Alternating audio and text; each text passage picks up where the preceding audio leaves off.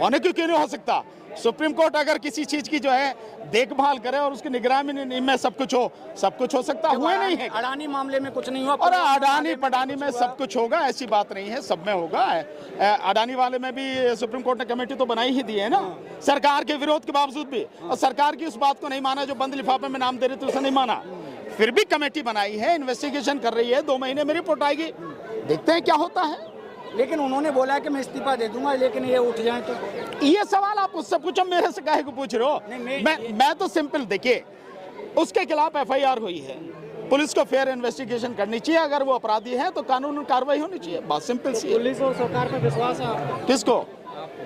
मुझे तो पहले से भी विश्वास नहीं था, आज ही की क्या बात करो, मैं तो जानता हूँ कुछ भी नहीं होगा इसमें। कैसे होगा? नहीं तो मैं तो उम्मीद कर सकता हूँ ना कि फेयर इन्वेस्टिगेशन होनी चाहिए, जब देश का संविधान ये कहता है, देश का कानून ये कहता है कि कानून के समक्ष सभी लोग समान हैं और कानून का सभी को समान संरक्षण मिलेगा, तो इन्हें भी मिलना चाहिए, उसके खिलाफ कार्रवाई होनी चाहिए, वो सामने कोई भी हो। ये तो ब्रजभूषण है, अगर मोदी भी होता सामने तो उसके खिलाफ कार्रवाई होनी चाहिए थी। ये इसकी क्या बात है? लगते ना सरकार उनकी है, कोर्ट पे भी आरोप ये आरोप लगते हैं, सरकार है नहीं उनकी, फिर आरोप क्या लगते हैं यार? जो सच है उसे आरोप बता रहे हो यार। सरकार उनकी है कि नहीं है? सरकार ने उनको बचाया नहीं बचाया, कारण उसके कुछ भी रहे हो, सरकार बचा रही है ना, तभी तक FIR नहीं हुई अब तक। फेयर कैसे होगी? नहीं, उम्मीद कर सकते हैं कि भाई किसी का जमीर जाग जाए, इन्वेस्टिगेटिंग ऑफिसर जो है, और वो फेयर इन्वेस्टिगेशन कर ले, यही उम्मीद तो कर सकते हैं। आरोप लगा के जबरदस्ती साइन करवा ली हमसे रिपोर्ट पर। अगर उनके आरोप ही लगाए हैं तो इस आरोप की भी जांच होनी चाहिए। ये तो और भी मतलब गंभीर मसला है कि आप जबरदस्ती साइन करवा रहे हैं, तो ये सारी सबकी जांच होनी चाहिए। सवाल है, अभी हाल ही में, अभी आज की बात है, जिनसे वकीलों का जो डेलीगेशन आया था वो इंसाफ के लिए, क्या दिल्ली का सुप्रीम कोर्ट का जो डेलीगेशन है, जो बार एसोसिएशन है, इनको समर्थन नहीं होना चाहिए भाई। अगर अन्याय हो रहा है और अन्याय सरकार की तरफ से हो रहा है और सुप्रीम कोर्ट को हस्तक्षेप करके FIR करानी पड़ रही है, तो जो लीगल फ्रेटर्निटी के जो लोग हैं, जो कानून के जानने वाले लोग हैं, वकील हैं, अगर वो समर्थन करते हैं तो इससे बढ़िया कौन सी बात है, करना चाहिए उनको। भाई संविधान के विरोध में एक काम अगर कोई कर रही है सरकार और किसी अपराधी को बचा रही है, तो वकीलों को बोलना चाहिए, इसमें क्या दिक्कत है। लेकिन सर, राहुल गांधी की एक तरफ सदस्यता ले ली जाती है एक अपराध के पीछे, बस थोड़ा सा जैसे सिद्ध कर दिया गया, लेकिन वहाँ ब्रजभूषण पर इतने केस हैं जो सिद्ध भी हैं, उससे अभी तक कुछ नहीं हुआ। नहीं, अगर उसमें सिद्ध होकर सजा हो जाए तो निश्चित रूप से किसी की भी सदस्यता जाएगी। आप ये देख रहे हैं? मैंने देख लिया, मुझे क्या दिखाओ, ये तो वो है जो दिख रहे हैं। जो FIR उनके खिलाफ दर्ज ही नहीं हुई, उन्हें देखो आप, वो इससे कई गुना होंगी। भाई जिन लोगों ने करा पाई FIR उनकी है, जो डरते हैं, जिनकी हिम्मत नहीं है। जब अंतर्राष्ट्रीय खिलाड़ियों की FIR जो सुप्रीम कोर्ट के हस्तक्षेप की बात हो रही है, तो जिन लोगों का कोई नहीं है उनकी FIR कहाँ हुई होगी भाई? वो तो डर के मारे बोले भी नहीं होंगे। लॉ एंड ऑर्डर की बात काहे का लॉ एंड ऑर्डर है? लॉ एंड ऑर्डर तो गया, खत्म हो गया कब का, काहे का लॉ एंड ऑर्डर है? साहब अब वो जनता का सहारा ले रहे हैं। कौन?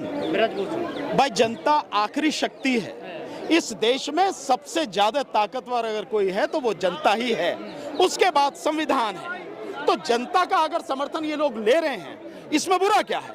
अगर इनके खिलाफ अन्याय हुआ है और ये जनता के सामने बात रख रहे हैं, इसमें बुरा क्या है? जब सुप्रीम कोर्ट के सामने, जब सुप्रीम कोर्ट के जजेस अपनी समस्या को लेकर जनता के सामने आते हैं, अगर ये खिलाड़ी यहाँ आ गए तो क्या दिक्कत? नहीं, ब्रजभूषण भी अब जनता का सहारा ले रहा है। बढ़िया बात है, लो भाई।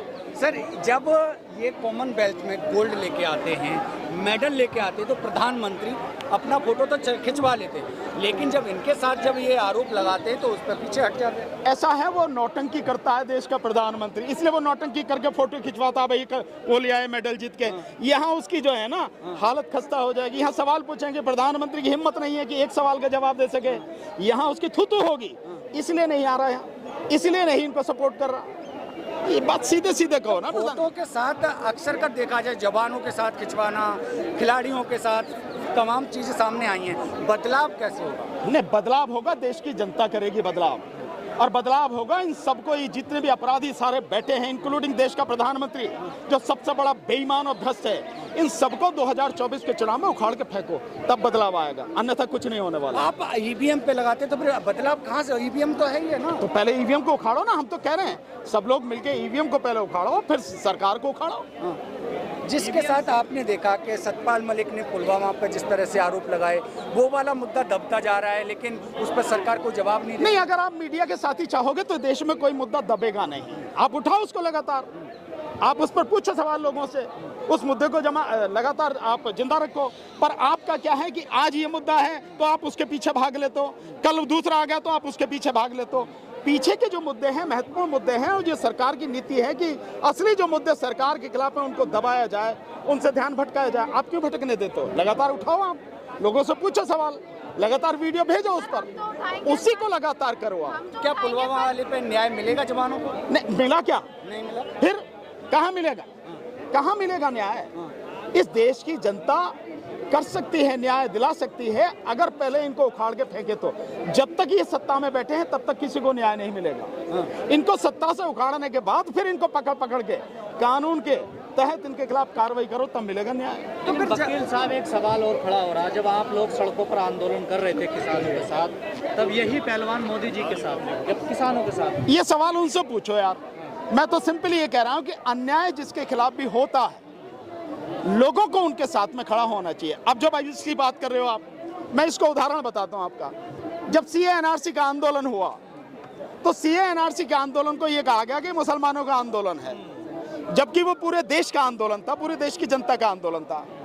मैं कल जलंधर में था, वकीलों की एक मीटिंग थी। मैंने वकीलों की इस मीटिंग में ये पूछा कि देश का गृह मंत्री सीए एनआरसी के आंदोलन के दौरान एक मीडिया वाले को इंटरव्यू दिया और उसमें ये कहा कि जो अपने माता पिता का जन्म का प्रमाण पत्र ला के देगा वही इस देश का नागरिक होगा। वीडियो भी आप सबने देखी है, आज भी रिकॉर्ड में है। तो मैंने वकीलों से पूछा, तुम तो वकील हो, ये बताओ तुम अपने माता पिता के जन्म का प्रमाण पत्र ला के दे सकते हो? 200 के लगभग वकील थे, एक का भी हाथ नहीं उठा।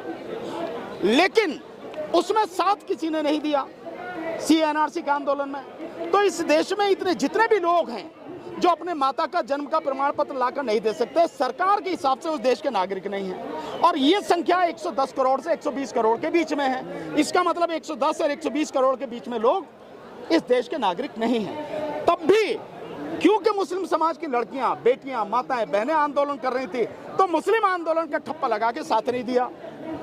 अब और हमें भी ये कहते थे मुसलमान समर्थक है। उसके बाद में आ गया किसान आंदोलन। हम जैसे ईमानदारी से सीए एनआरसी के आंदोलन में लड़े, ऐसी किसान आंदोलन में 13 महीने कंधे से कंधा मिला के लड़े। तब लोग कहते थे यार आदमी बढ़िया है, सबकी बात कर रहा, किसानों की बात कर रहा। जनता अगर इतनी ही समझदार होती तो ये गुंडे जो राज कर रहे हैं, गुंडे राज नहीं करते, इन्हें उखाड़ कर कब से जमीन में दफन कर दे। मोदी जी को गुंडा कह रहे हैं? अरे कोई हो, मोदी हो या कोई, मोदी कोई गुंडा नहीं है क्या? मोदी क्या है? मेरे मुंह से यही कहलवाना चाहता है जो आदमी एक नंबर का बेईमान हो, एक नंबर का भ्रष्ट हो, गुंडों को संरक्षण देता हो, क्या है वो? त्यागी है वो। तेरी नजर में होगा त्यागी? किसी त्यागी के सामने मत कह दियो, नहीं तो त्यागी जान को आ जाएंगे। त्याग दिया उन्होंने, घर त्याग दिया, घर। हाँ, बढ़िया बात है भैया। लेकिन आपको नहीं लगता वकील साहब नंबर सबका आना है, जैसा आप भी कहते रहे हैं? किसका नंबर? सभी का आना है। कोई बात नहीं यार, जब नंबर आएगा, जब देखी जाएगी, जब तक नहीं आ रहा तब तक तो लड़ेंगे यार। नहीं, जैसा आपने कहा सीए एनआरसी को वालों को कहा, ये है सभी का भाई, मैं पहले ही कह रहा हूँ। तो सीए एनआरसी का आया, फिर किसानों का आया, अब ये पहलवान यहाँ लड़ रहे हैं, जो वो है अपने बेरोजगार वो लड़ते हैं। तो जगह जगह अलग अलग जवान अलग लड़ रहे। अब देखा आपने यहाँ 15-20 दिन तक यही धरना देके गए। जब तक ये सारे के सारे ये समझेंगे नहीं कि ये समस्या हम सबकी है, इकट्ठे होकर आंदोलन नहीं करेंगे, लड़ेंगे नहीं, तब तक आप इस सरकार का कुछ नहीं बिगाड़ पाएंगे। विपक्ष तो कमजोर है ना, तो क्योंकि वो आवाज ही नहीं उठाना चाहिए। तो विपक्ष से पूछो ना जाके, भैया क्यों कमजोर हो? तो विपक्ष में ना। मैं तो मजबूत हूँ यार, मैं कहाँ कमजोर हूँ? भाई मैं तो मजबूत हूँ, मैं तो लगातार आवाज उठा रहा हूँ, लगातार लड़ रहा हूँ। जो होगा कमजोर होगा, मैं तो मजबूत हूँ भाई। आप तो खुश होंगे आपके